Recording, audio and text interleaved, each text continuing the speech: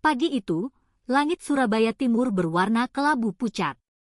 Bukan kelabu karena awan hujan, melainkan oleh selimut tipis kabut asap kendaraan yang bercampur dengan aroma tajam rempah-rempah dan anyir ikan kering yang menguar dari jantung kota tua, Pasar Pabean. Suara para pedagang yang meneriakkan dagangannya dalam logat Surabayaan yang khas bersahutan dengan deru mesin becak motor dan klakson angkot yang tak sabar mencari celah di jalanan yang padat. Di tengah hiruk pikuk yang memekakkan telinga itu, seorang gadis muda berambut pendek sebahu, mengenakan kaos oblong pudar dan celana kargo lusuh, berjalan menunduk. Punggungnya yang kecil menanggung beban sebuah karung plastik putih berukuran besar, diseretnya dengan langkah yang seolah tak bertenaga. Usianya mungkin sekitar 22 tahun, kulitnya sawo matang terpanggang matahari, dan sorot matanya tajam namun menyimpan keteduhan yang ganjil. Orang-orang di pasar memanggilnya Bintang, seorang pemulung yang hampir setiap pagi menjelajahi lorong-lorong pasar itu. Namun, tak banyak yang tahu, Bintang bukan sekadar pemulung biasa. Sebuah rutinitas yang penuh rahasia telah ia jalani selama 3 minggu terakhir di kawasan bersejarah itu. Setiap fajar menyingsing, ia akan memunguti botol-botol plastik, kardus bekas, dan kaleng-kaleng minuman di sekitar tempat pembuangan sementara yang terletak di belakang pasar.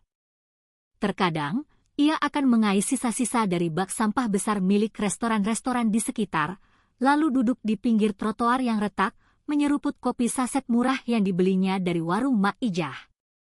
Namun, di sela-sela aktivitasnya yang tampak biasa itu, matanya tak pernah lepas dari satu tempat, sebuah gudang tua di belakang deretan toko kelontong. Dari luar, bangunan itu tampak terlantar, dindingnya berlumut dan pintunya berkarat. Tapi Bintang tahu, ada sesuatu yang janggal di baliknya. Beberapa kali ia melihat mobil pikap tertutup masuk ke sana di kegelapan malam. Sopirnya selalu berganti-ganti, tapi muatan yang mereka bawa selalu sama, karung-karung goni besar berwarna biru. Dan setiap kali mobil itu datang, seorang pria berseragam polisi akan datang memeriksa muatan tersebut sebelum mengunci pintu gudang rapat-rapat. Nama pria itu Wahyu, seorang sersan yang bertugas di Polsek Krembangan. Reputasinya di kalangan pedagang pasar sudah bukan rahasia lagi.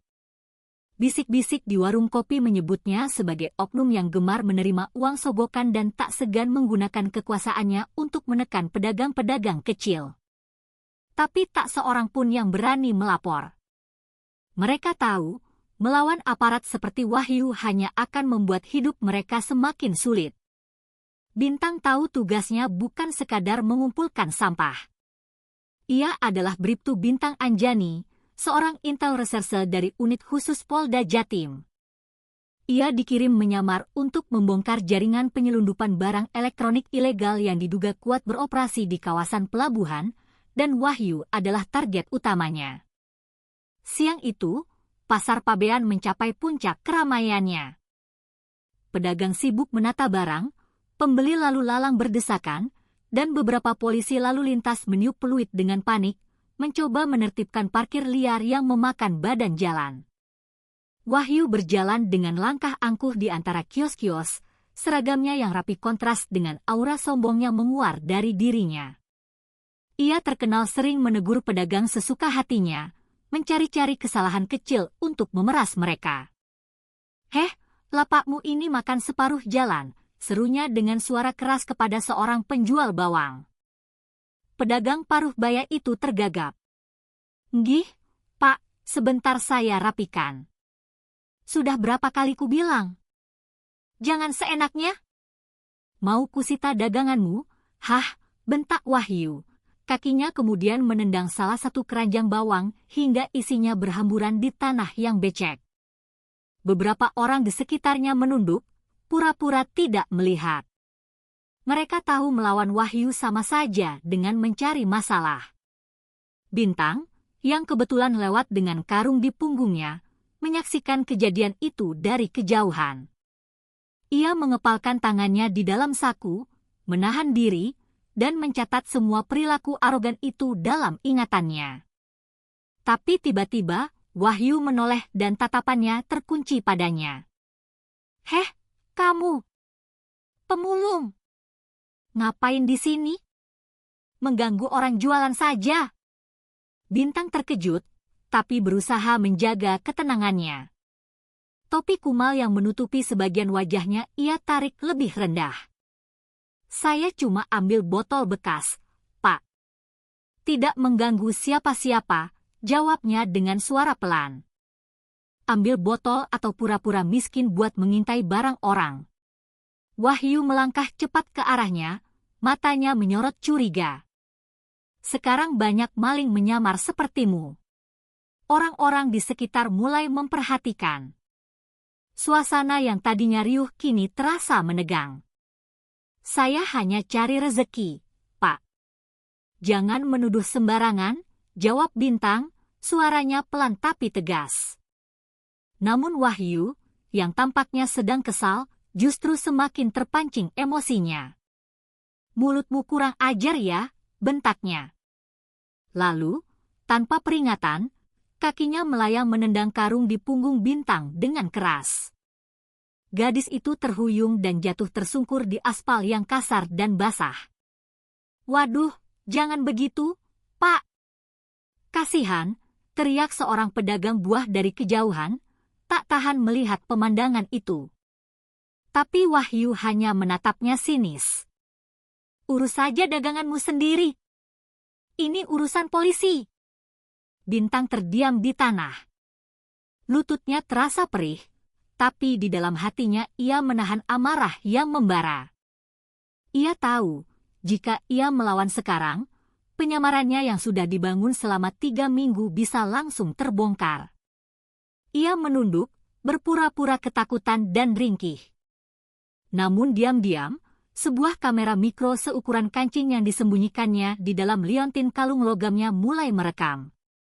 Semua kejadian itu, tendangan kasar, makian yang menghina, dan wajah Wahyu yang arogan, terabadikan dengan jelas. Sementara itu, beberapa warga yang melihat kejadian itu mulai berani mengeluarkan ponsel mereka dan merekam dari kejauhan. "Astaga, ini keterlaluan sekali," gumam seorang ibu muda yang sedang berbelanja. "Pemulung saja ditendang seperti itu." Wahyu menyadari dirinya mulai menjadi pusat perhatian. Ia langsung membentak kerumunan. "Matikan ponsel kalian! Kalian semua mau saya tangkap karena menghalangi tugas polisi." Tapi nasi sudah menjadi bubur. Dalam hitungan menit, video amatir itu sudah tersebar luas di grup-grup WhatsApp warga dan komunitas pasar. Setelah kejadian itu, Bintang menepi ke sudut pasar, duduk di atas tumpukan karung bekas sambil menahan sakit di lututnya yang lecet. Dari kejauhan, ia melihat Wahyu kembali ke pos jaganya sambil mengomel kepada bawahannya. Ia tahu, ini adalah momen penting. Arogansi Wahyu bukanlah hal baru, tapi bukti visual yang begitu gamblang seperti ini jarang sekali terekam. Sambil menahan perih, Bintang mengeluarkan sebuah ponsel tua dari sakunya. Ponsel itu tampak butut dari luar, layarnya retak, tapi sebenarnya adalah alat komunikasi terenkripsi. Ia mengirim pesan singkat ke sebuah kontak bernama Surya. Target menunjukkan kekerasan di publik. Bukti visual aman. Tunggu instruksi. Beberapa detik kemudian, balasan datang. Tetap tenang. Jangan konfrontasi. Fokus ke gudang malam ini. Tim pengawasan siaga. Bintang menarik napas panjang. Dalam hati ia berdoa agar operasi ini segera berakhir. Tapi ia juga tahu, misi ini masih jauh dari selesai. Masih ada rahasia yang jauh lebih besar tersembunyi di balik pintu gudang tua itu. Dan di balik sosok Wahyu yang tampak kasar dan sembrono, ada permainan uang yang jauh lebih kotor dari sekadar sampah yang ia kumpulkan.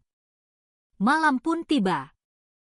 Hujan turun rintik-rintik, membasahi aspal dan menciptakan genangan-genangan kecil yang memantulkan cahaya lampu jalan. Pasar Pabean yang siang tadi riuh kini sunyi senyap. lampu-lampu dari kios-kios telah padam. Hanya tersisa cahaya remang dari warung kopi Mak Ijah di ujung gang.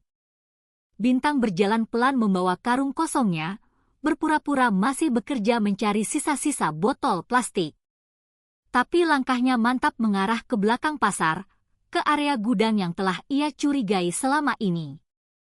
Ia menunggu di balik sebuah truk tua yang sudah berkarat, matanya awas memperhatikan keadaan. Pukul 23.47, sebuah mobil pickup putih datang tanpa menyalakan lampu utama. Dua pria berbadan tegap turun, membuka pintu belakang, dan menurunkan karung-karung goni besar berwarna biru. Dari dalam gudang, muncul seseorang mengenakan jas hujan hitam. Itu Wahyu. Cepetan! Jangan lama-lama, suara Wahyu terdengar keras, memecah kesunyian malam. Tenang, Pak. Barang aman, jawab salah satu pria itu. Bintang menajamkan pendengarannya. Ia mengaktifkan alat perekam di kalungnya. Besok pagi uangnya ku kasih. Bos minta hasil penjualan minggu ini jangan sampai bocor lagi.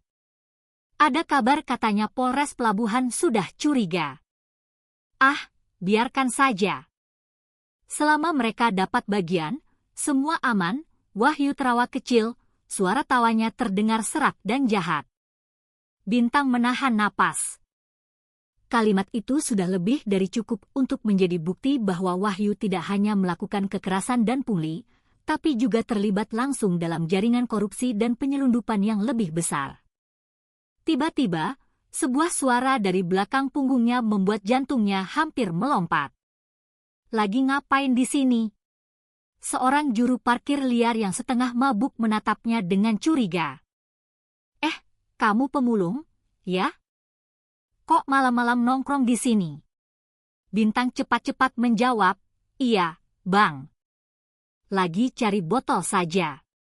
Tapi sialnya, suara mereka cukup keras untuk menarik perhatian dari arah gudang. Sebuah lampu senter yang terang menyorot ke arah mereka. Siapa itu? Teriak Wahyu dari kejauhan. Bintang tidak berpikir dua kali. Ia langsung berlari. Jantungnya berpacu kencang. Ia tahu jika ia tertangkap sekarang, bukan hanya misinya yang akan gagal, nyawanya pun bisa melayang. Suara langkah kaki yang berat dan teriakan marah mengejarnya dari belakang. Kejar!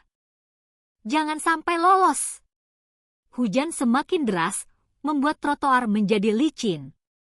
Bintang menyeberang jalan, menembus gang-gang sempit di antara rumah-rumah padat penduduk di kawasan Ampel.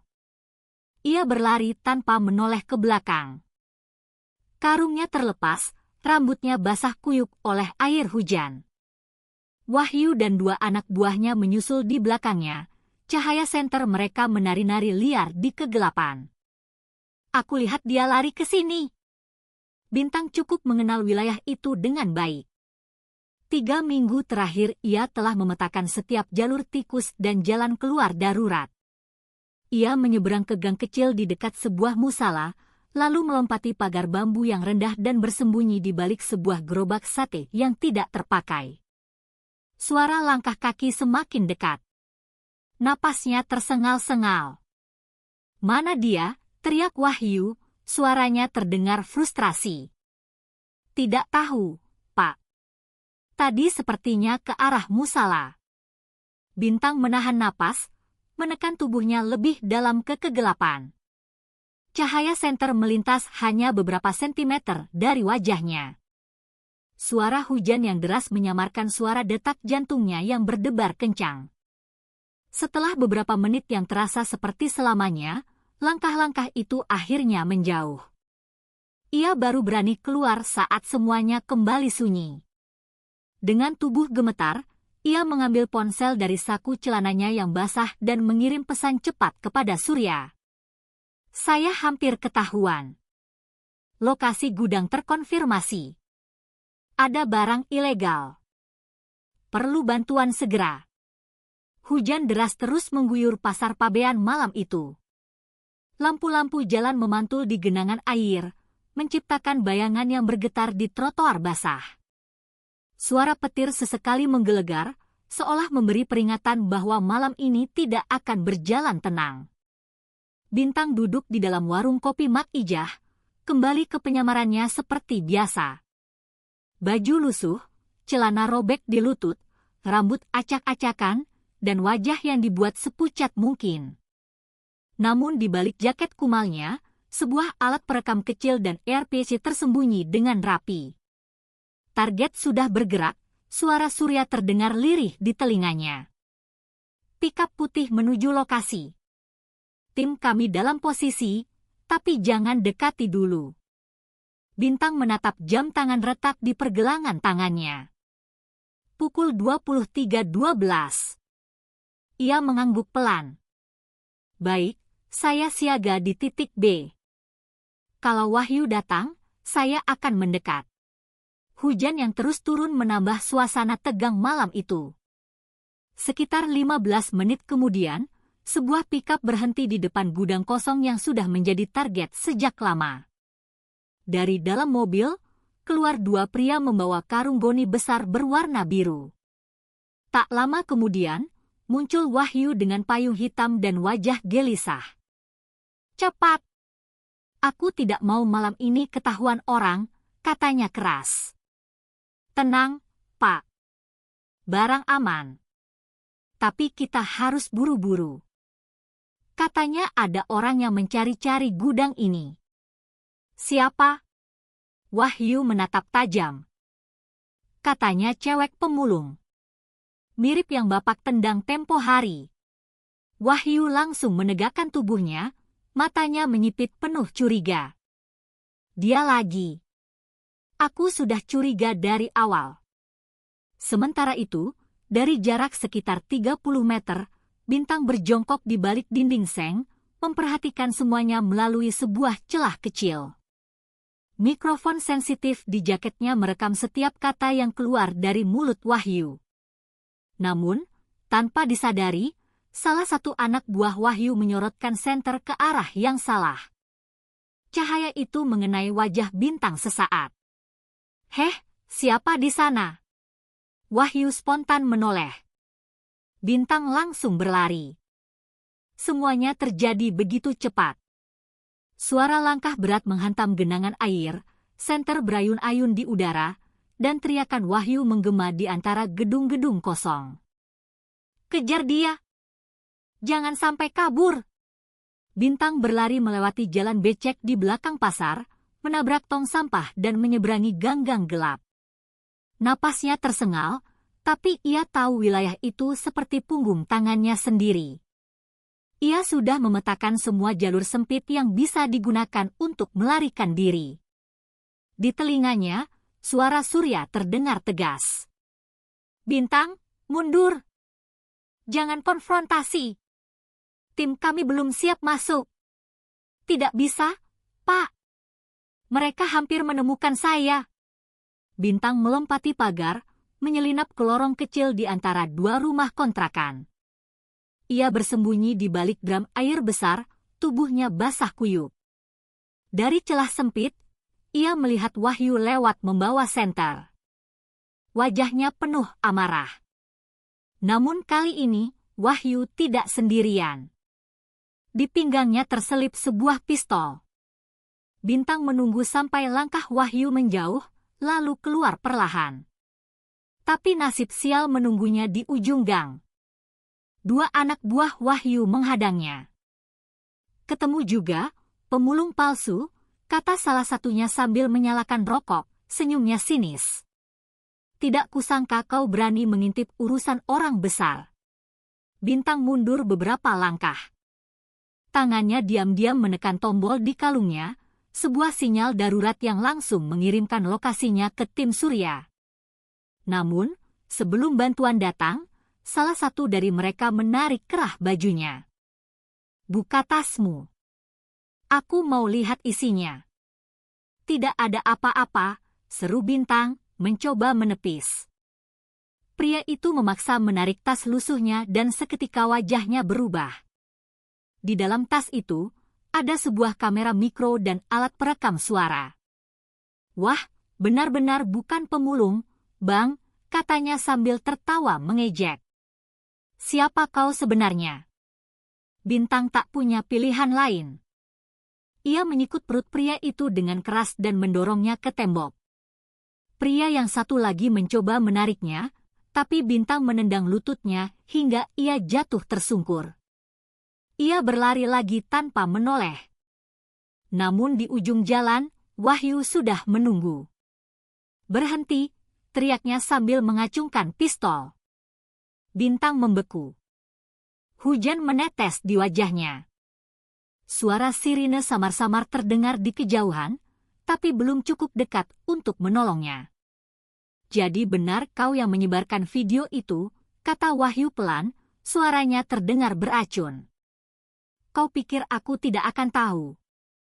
Bintang menatapnya tajam, napasnya masih memburu.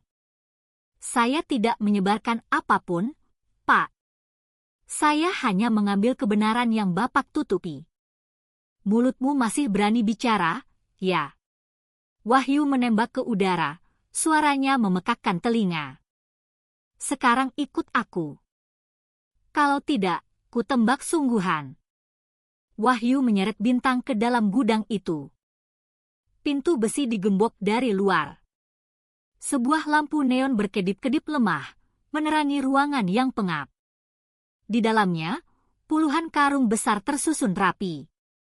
Semuanya berisi peralatan elektronik bekas, tapi sebagian terlihat masih baru dan hanya disamarkan dengan debu. Barang-barang selundupan, gumam Bintang lirih. Wahyu mendorongnya ke sebuah kursi besi. Sekarang jawab jujur. Siapa kau? Intel? Wartawan? Atau suruhan siapa? Saya hanya cari makan, Pak. Jangan main-main denganku, bentak Wahyu sambil meninju meja kayu di dekatnya hingga bergetar. Bintang tetap diam. Dalam hati, ia tahu waktu berjalan di pihaknya. Sinyal darurat sudah terkirim. Tim pasti sedang menuju lokasi. Tapi Wahyu semakin kalap. Kau pikir aku takut? Banyak orang di atasku yang lebih kotor dari ini. Kalau kau intel sungguhan, kau pikir atasanmu bersih, katanya sambil tertawa kasar. Semuanya main uang. Kau hanya pion kecil. Kata-kata itu membuat Bintang menatapnya tajam. Kalau memang semuanya kotor, kenapa tidak mulai dari diri sendiri untuk bersih?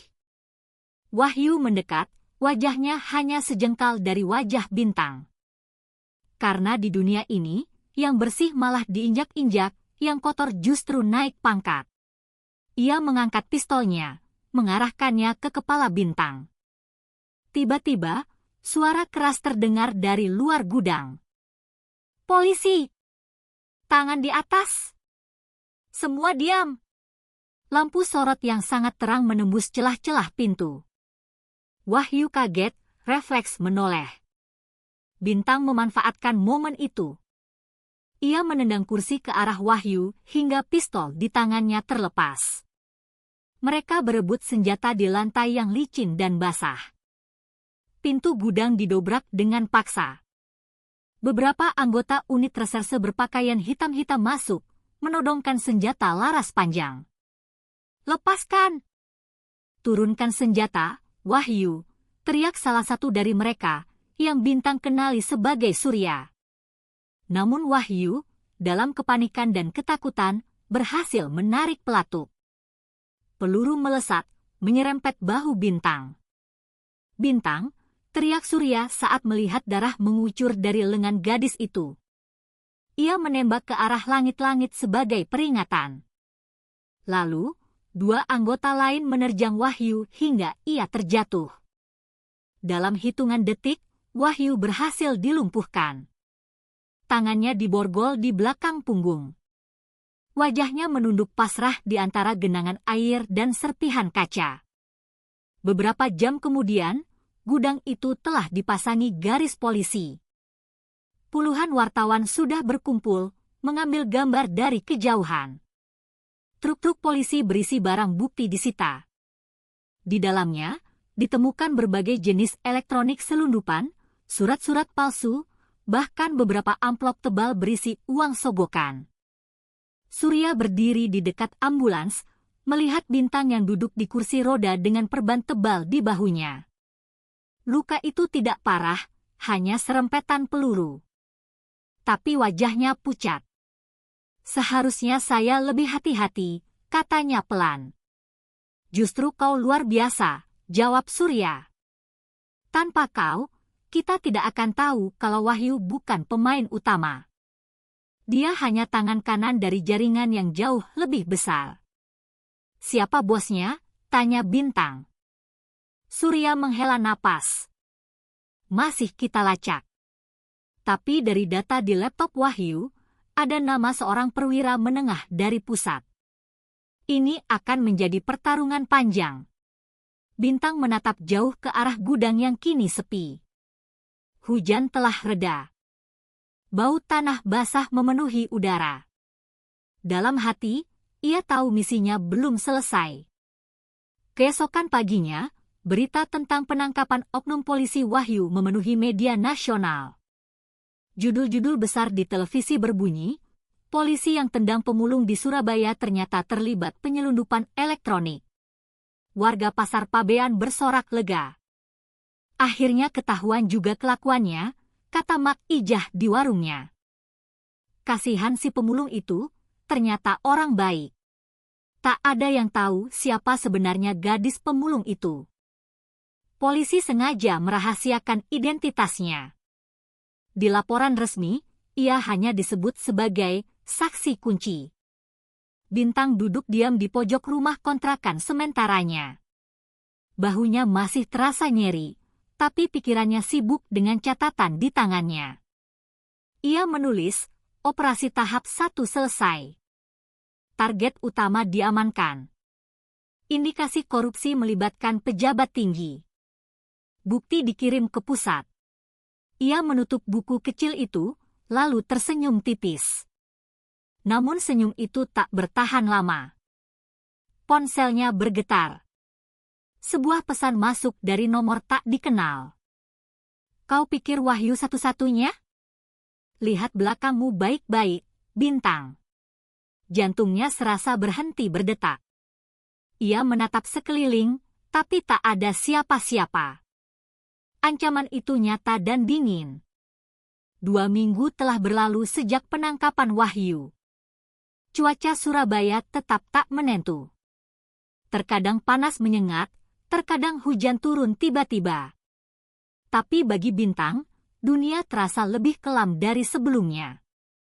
Ia kini bukan lagi pemulung penyamar, melainkan seorang intel prioritas yang sedang diburu oleh bayangan tak terlihat. Sejak pesan ancaman itu datang, ia dipindahkan ke sebuah rumah aman di pinggiran Sidoarjo. Rumah kontrakan kecil yang sederhana, hanya punya 1 pintu dan jendela berteralis besi. Tapi di dalamnya terdapat komputer canggih, peta jaringan, dan sebuah papan gabus yang penuh dengan foto serta catatan kasus. Di tengah papan itu, menempel foto seorang perwira polisi berpakaian dinas lengkap, orang yang sedang berjabat tangan dengan Wahyu di sebuah acara resmi. Nama di bawahnya, AKBP Sutomo. Pagi itu, Bintang menatap papan itu sambil menyeruput kopi hitam. Surya datang membawa sebuah map tebal.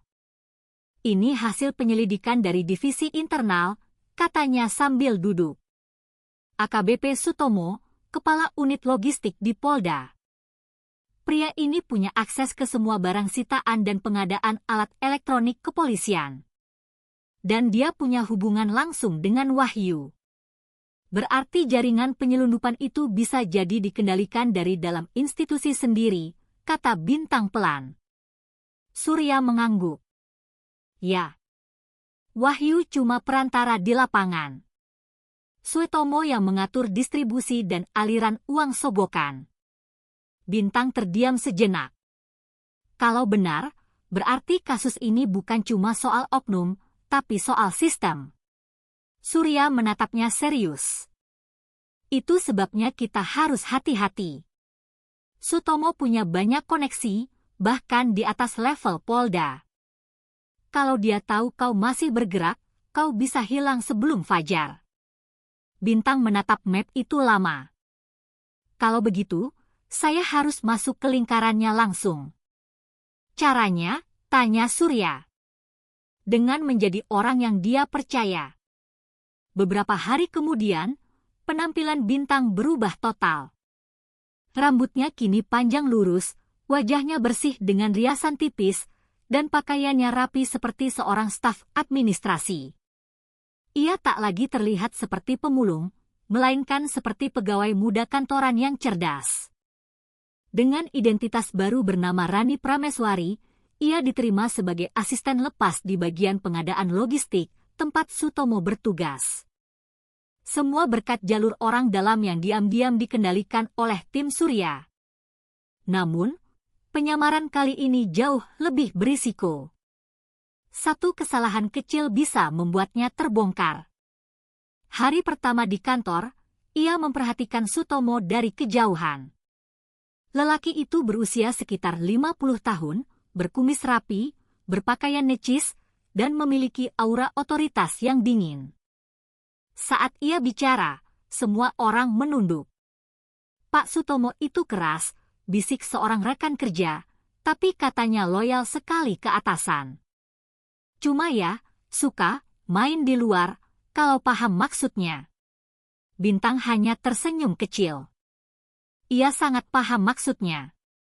Dalam beberapa minggu, Rani mulai dipercaya. Ia ditugaskan mengatur data keluar masuk barang inventaris elektronik, printer, laptop, alat komunikasi. Tapi dari dokumen digital yang ia periksa, ada banyak ketidaksesuaian. Beberapa perangkat tercatat rusak dan disita, padahal faktanya tidak pernah dikirim ke gudang pusat. Setiap kali ia bertanya, jawaban yang didapat selalu sama, sudah urusan atasan. Suatu malam, saat semua orang sudah pulang, Bintang memutuskan bertahan di kantor. Ia berpura-pura lembur, tapi sebenarnya sedang menyalin data dari komputer Sutomo ke sebuah flash disk rahasia. Tiba-tiba, pintu ruangannya terbuka. Masih kerja, Rani? Suara berat itu membuat darahnya berdesir. Sutomo berdiri di ambang pintu, memegang sebuah map coklat. Oh, iya, Pak. Saya lagi merapikan laporan pengadaan bulan lalu. Sutomo melangkah masuk, mendekat perlahan. Rajin juga kamu. Pegawai baru tapi cepat tanggap. Saya suka yang seperti ini. Nada suaranya mengandung sesuatu yang membuat Bintang waspada. Terima kasih, Pak. Saya hanya mau membantu sebaik mungkin. Bagus. Tapi hati-hati, ya. Di tempat ini terlalu banyak mata yang mengintip urusan orang lain. Ia menepuk bahu Bintang, lalu berbalik keluar. Tapi sebelum pergi, ia menoleh dan tersenyum tipis. Kalau butuh apa-apa, langsung ke saya. Jangan lewat orang lain. Bintang menahan napas. Ia tahu, Sutomo mulai memperhatikannya. Beberapa hari kemudian, Bintang mendapat kesempatan emas. Ia diminta menemani Sutomo ke sebuah gudang penyimpanan di Gresik untuk memeriksa kiriman alat komunikasi baru. Dalam perjalanan, Sutomo lebih santai. Ia banyak bercerita tentang masa lalunya di kepolisian, tentang loyalitas dan harga yang harus dibayar demi sebuah jabatan.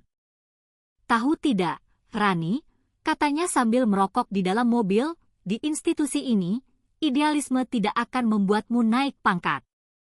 Tapi koneksi, ya, itu yang penting. Wahyu dulu anak buah saya yang loyal. Sayang, dia melakukan kebodohan sendiri sampai tertangkap.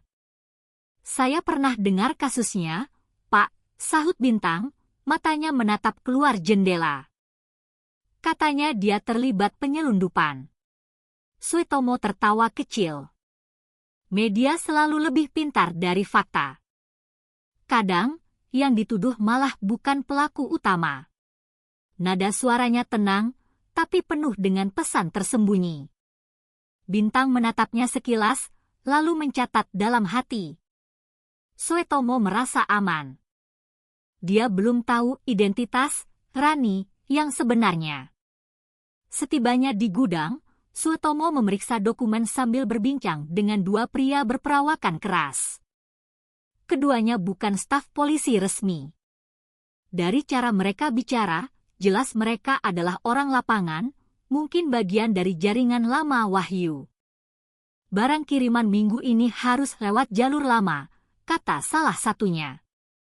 Kalau pakai yang baru, risikonya besar, Pak. Suetomo menjawab cepat, saya sudah atur. Pengawasan lagi longgar.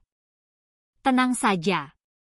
Bintang berpura-pura mencatat data di clipboard, tapi diam-diam, perekam kecil di pulpennya sudah aktif. Suetomo menandatangani beberapa berkas, lalu memberikan sebuah amplop tebal ke salah satu pria itu. Bagi ke pos-pos seperti biasa. Semuanya terekam jelas. Namun, ketika mereka akan keluar, salah satu pria menatap Bintang dengan curiga. Pegawai baru, ya? Kok wajahnya seperti familiar? Bintang tersenyum sopan. Mungkin pernah lihat saya di kantor pusat, Pak. Pria itu menyipitkan matanya. Mungkin. Bintang tahu tatapan itu bukan sekadar curiga biasa. Setelah kunjungan selesai, Suetomo pulang lebih dulu. Bintang berpura-pura ketinggalan barang, tapi sebenarnya ia menunggu mobil penjemput yang dikirim oleh tim Surya. Namun di parkiran, seseorang memanggilnya. Rani! Bintang menoleh. Pria yang tadi curiga kini berdiri tak jauh darinya, rokok di tangan. Saya ingat sekarang. Kamu bukan pegawai baru. Bintang menegang. Maksud Bapak? Waktu itu, aku lihat kamu di pasar Pabean. Kamu yang ditendang Wahyu, kan? Darah Bintang serasa berhenti mengalir. Sebelum pria itu sempat bicara lebih jauh, Bintang menendang lututnya dan berlari ke arah pagar belakang. Suara tembakan terdengar. Peluru menghantam tiang besi di sampingnya. Ia berlari sekuat tenaga ke arah mobil tim Surya yang baru tiba. Cepat! Mereka tahu saya, teriaknya. Mobil melaju kencang, meninggalkan gudang di belakang. Tapi Bintang tahu, identitas Rani sudah terbongkar. Di markas, Surya tampak muram. Kamu terlalu cepat menarik perhatian. Sekarang mereka pasti bersiap. Suetomo pasti tahu kalau kita sudah mendekat. Minimal kita punya bukti rekaman di gudang, kata Bintang. Ada transaksi uang, percakapan, dan tanda tangan dia. Bukti bagus, tapi belum cukup untuk menahan pejabat sekelas Suetomo. Kita butuh saksi lain. Bintang berpikir sejenak. Bagaimana kalau Wahyu? Surya menggeleng. Wahyu menolak bicara. Dia takut dibunuh di penjara. Bintang menggigit bibirnya. Kalau begitu, saya akan bicara langsung dengan Sutomo. Gila kamu, kata Surya. Dia bisa menghabisimu tanpa jejak. Tapi kalau saya bisa merekam pengakuannya, kita bisa menjatuhkan seluruh jaringannya. Surya terdiam lama, menimbang risiko. Akhirnya, ia mengangguk pelan. Baik.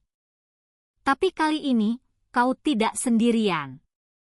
Beberapa hari kemudian, Bintang mengirim pesan ke Sutomo lewat jalur pribadi.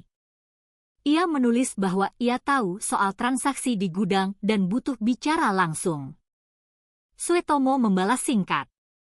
Datang ke restoran Lembah Biru. Sendirian. Malam itu, hujan lagi-lagi turun. Restoran Lembah Biru sepi. Hanya ada lampu redup dan suara air hujan yang menetes di genteng.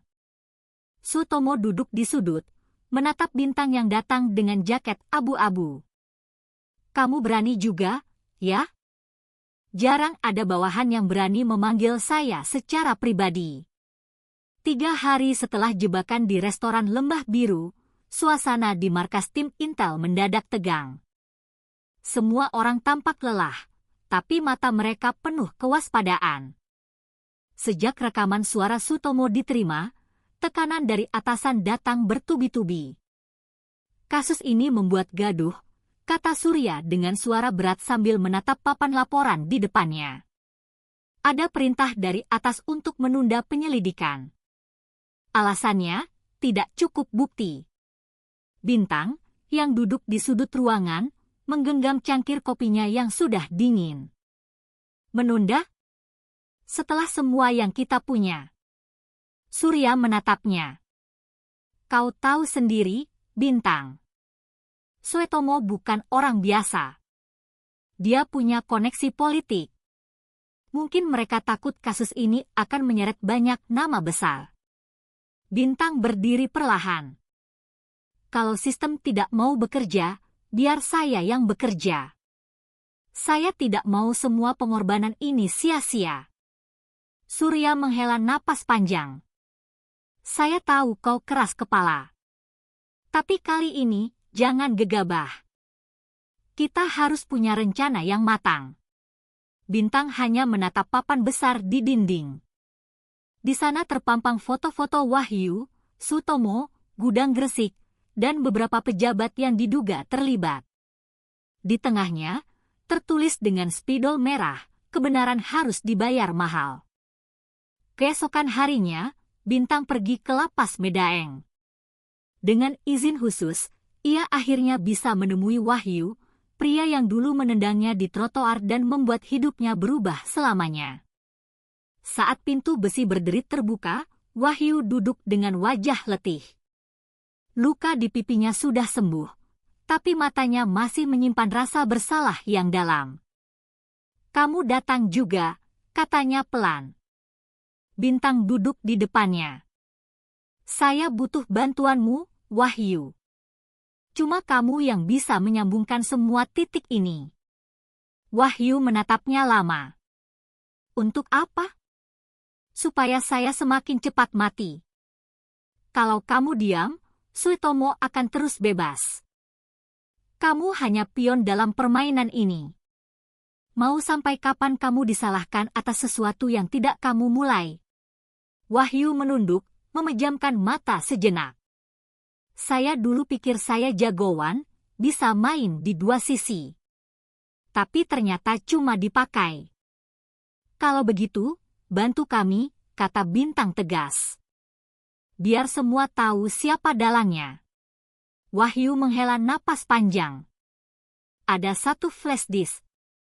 Isinya data transfer uang dan komunikasi antar pos. Tapi saya tidak pegang. Disimpan sama orang kepercayaan saya, Denny. Dia kerja di pelabuhan Tanjung Perak. Masih bisa dipercaya, tanya Bintang tajam. Wahyu mengangguk pelan. Kalau kau sebut namaku, dia akan mengerti. Sore itu, langit Surabaya berubah abu-abu. Bintang dan Surya meluncur ke Tanjung Perak dengan mobil hitam polos. Pelabuhan ramai, bau solar dan suara klakson kapal memenuhi udara. Mereka menemui Denny, seorang pria kurus berkulit gelap dengan tato jangkar di leher. Setelah mendengar nama Wahyu, ekspresinya berubah serius. Kalau Wahyu yang suruh, berarti ini penting, katanya sambil menatap sekeliling. Tapi kalian harus hati-hati. Banyak mata di sini. Denny lalu menarik sebuah kotak besi kecil dari bawah meja bengkel, membukanya, dan mengeluarkan sebuah flash disk berwarna merah. Ini semua bukti transaksi selama 2 tahun. Tapi hati-hati, kalau Sutomo tahu kalian pegang ini, dia akan kirim orang untuk menghilangkan kalian. Bintang menerima flash disk itu dengan tangan sedikit gemetar. Terima kasih, Denny. Baru saja mereka hendak pergi, sebuah mobil hitam berhenti di ujung jalan. 4 pria turun, wajah mereka tertutup masker. Cepat, teriak Surya. Mereka berlari ke arah mobil.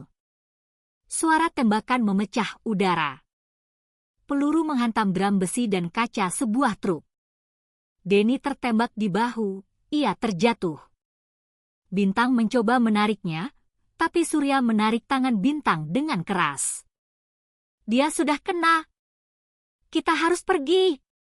Bintang menoleh ke belakang, melihat Denny tergeletak di lantai dengan darah mengalir. Tapi Denny sempat berteriak, jangan biarkan mereka menang, Bintang. Mobil mereka melaju kencang meninggalkan pelabuhan, suara sirine terdengar jauh di belakang. Malam itu di markas, Surya membuka data di flash disk. Di layar muncul ratusan file Excel dengan catatan transaksi, nama-nama pejabat, dan nomor rekening luar negeri. Ini bukti emas, katanya lirih. Kalau data ini valid, Sutomo tidak akan bisa mengelak lagi. Bintang mengangguk, tapi tiba-tiba lampu di ruangan berkedip lalu mati sebentar. Saat menyala kembali, layar laptop mereka menampilkan sebuah pesan aneh. Kalian pikir bisa menang? Dia tahu kita punya datanya, seru Bintang. Surya mengetik dengan cepat, tapi file di layar mulai terhapus satu persatu. Sial! Ada akses jarak jauh. Seseorang dari dalam membocorkan posisi kita. Bintang menatap sekeliling ruangan. Siapa yang terakhir mengakses jaringan? Salah satu anggota tim bernama Bayu menunduk gugup. Aku pikir itu perintah atasan untuk mengirim salinan. Surya membanting meja. Bayu, kau sadar tidak? Kau baru saja memberi mereka jalur untuk masuk. Bayu gemetar. Saya tidak tahu, Pak. Ada email resmi pakai logo Polda. Saya kira itu benar. Bintang menatapnya tajam. Mereka sudah selangkah di depan kita sekarang. Kita harus pindah data ini sebelum semuanya hilang. Surya segera mencabut flash disk itu dan menyimpannya di saku dalam jaketnya. Kita ke kantor media. Kalau institusi tidak mau dengar, biar publik yang tahu. Di jalan tol menuju pusat kota, malam itu sepi. Tapi dari kaca spion, 2 mobil tanpa plat nomor mengikuti mereka. Surya mempercepat laju mobilnya. Mereka mengikuti kita. Tembakan meletus, menghantam bagian belakang mobil. Bintang menunduk sambil menyiapkan pistolnya. Jangan berhenti. Arahkan ke jalur kanan. Mobil melaju zigzag, menembus lalu lintas yang lengang. Suara decit ban terdengar keras. Salah satu mobil pengejar menabrak pembatas jalan dan terbakar. Tapi satu lagi masih terus mengikuti. Biar saya tangani, kata Bintang. Ia membuka jendela sedikit, lalu menembak ke arah ban mobil musuh. Mobil itu tergelincir, berputar, dan menghantam tiang lampu jalan. Surya menatap Bintang sekilas. Kamu gila, tapi saya suka. Mereka akhirnya tiba di parkiran sebuah gedung media berita. Tapi sebelum turun, Surya menarik napas panjang. Kalau kita gagal, semuanya berakhir di sini. Bintang mengangguk. Kalau kita diam, yang mati akan lebih banyak lagi. Seorang wartawan senior bernama Sinta menerima mereka dengan wajah tegang. Setelah melihat data di flash disk, ia langsung sadar besarnya risiko yang akan dihadapi. Kalau ini benar, bukan cuma Sutomo yang kena. Banyak nama besar di sini, katanya. Itu sebabnya kami datang padamu, jawab Bintang. Kami butuh dunia tahu sebelum semuanya dihapus. Sinta mengangguk mantap. Kita siarkan malam ini lewat saluran streaming langsung. Tapi kau harus siap. Setelah ini, kau tidak akan bisa bersembunyi lagi. Bintang menatap kamera yang dipasang di depannya. Tidak apa-apa. Kebenaran tidak boleh menunggu. Dalam hitungan menit, siaran dimulai. Wajah Bintang muncul di layar di seluruh Indonesia. Ia menceritakan kronologi kasus, dari pemukulan di trotoar Pasar Pabean, penyamarannya, hingga bukti transaksi gelap yang ia dapatkan. Surya menampilkan data di layar besar di belakangnya. Nama AKBP Sutomo dan jaringan rekening luar negeri terpampang jelas. Publik geger. Kolom komentar di media sosial meledak. Tagar buka topeng oknum menjadi trending nomor 1. Tak lama setelah siaran dimulai, suara tembakan terdengar dari luar gedung. Alarm berbunyi. "Mereka di sini," teriak Sinta. Surya balas menembak ke arah jendela, melindungi Bintang dan kru. Suara sirine polisi yang asli akhirnya datang, tim pengamanan yang dipanggil oleh unit lain yang menonton siaran langsung itu. Di luar, Suetomo berdiri di bawah guyuran hujan. Wajahnya tegang. Ia tahu segalanya sudah berakhir. Tapi saat mobil-mobil polisi mengepungnya, ia malah mengeluarkan pistol dan berteriak, "Semua orang munafik! Kalian pikir kalian lebih bersih dari saya?" Tembakan terakhir terdengar. Suetomo menembak dirinya sendiri. Tubuhnya jatuh terhempas di tengah hujan. Darah bercampur air mengalir di aspal yang hitam. Beberapa hari kemudian, berita kematian Sutomo memenuhi layar TV. Puluhan pejabat diperiksa. Kasus penyelundupan alat elektronik dan suap besar-besaran akhirnya terbongkar. Bintang duduk di taman kecil di belakang markas, mengenakan jaket coklat yang mulai pudar. Surya datang membawa 2 gelas kopi. "Kau sadar tidak?" kata Surya pelan. "Kalau tanpa kau, kasus ini tidak akan pernah terungkap." Bintang tersenyum tipis,